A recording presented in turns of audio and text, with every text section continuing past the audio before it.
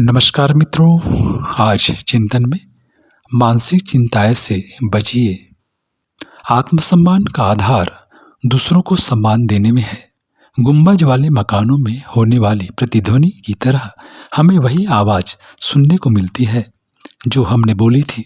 यदि गाली दें तो गाली और भजन गाएं तो भजन, वह गुंबज वाला मकान प्रतिध्वनि के रूप में दोहरा देता है। दर्पण में हमें अपनी ही परछाई दिखाई देती है। अपना जैसा भी कुरूप या रूपवान चेहरा होता है वही लौटकर दिखाई पड़ता है।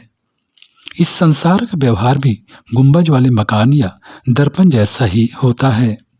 यदि हम दूसरों का सम्मान करते हैं तो बदले में हमें सम्मान मिलते हैं। अपने मन में यदि दूसरों के प्रति प्रेम एवं आत्मीयता भरी रहे तो बदले में दूसरी ओर से भी हमें यही सब मिलेगा। दूसरे लोगों का व्यवहार हमें संतोष और सम्मान प्राप्त करने वाला हो, यह हर किसी की इच्छा रहती है, पर वह यह भूल जाता है कि इनको प्राप्त करने के लिए हमें क्या करना होगा। मूल्य चुकाए बिना हमें संसार में कोई वस्तु नहीं मिलती, फिर परमानंद और तृप्ति प्रदान करने वाली यह विभूतियाँ भी हमें अनायास ही क्यों कर मिल सकेंगी। अपने कर्तव्यों द्वारा यदि उचित मूल्य चुकाने को, अपना आचरण सुधारने को तैयार रहा जाए तो कोई कारण नहीं कि आत्मसंतोष और आत्मसम्मान की समुचित मात्रा हमें प्राप्त न हो और आत्मा को तृप्ति की एवं प्रफुल्लता की परिपूर्ण अनुभूति का आनंद न मिले। जैसा हम चाहते हैं वैसी परिस्थितियां बने, यह आग्रह अनुचित है।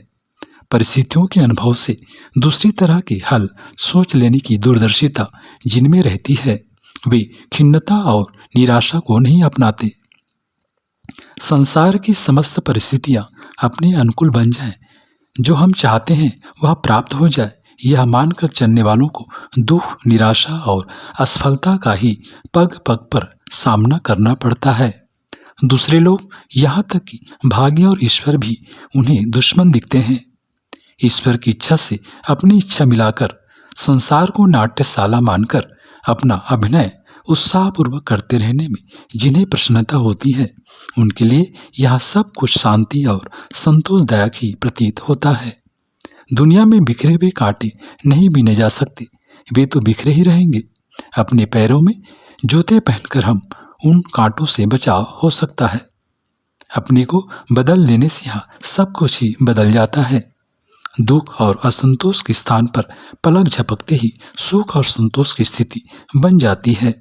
मित्रों, मानसिक क्षेत्र में उत्पन्न होने वाली अगणित चिंता और वेदनाओं का एक ही समाधान है, अपने दृष्टिकोण में आवश्यक सुधार करना।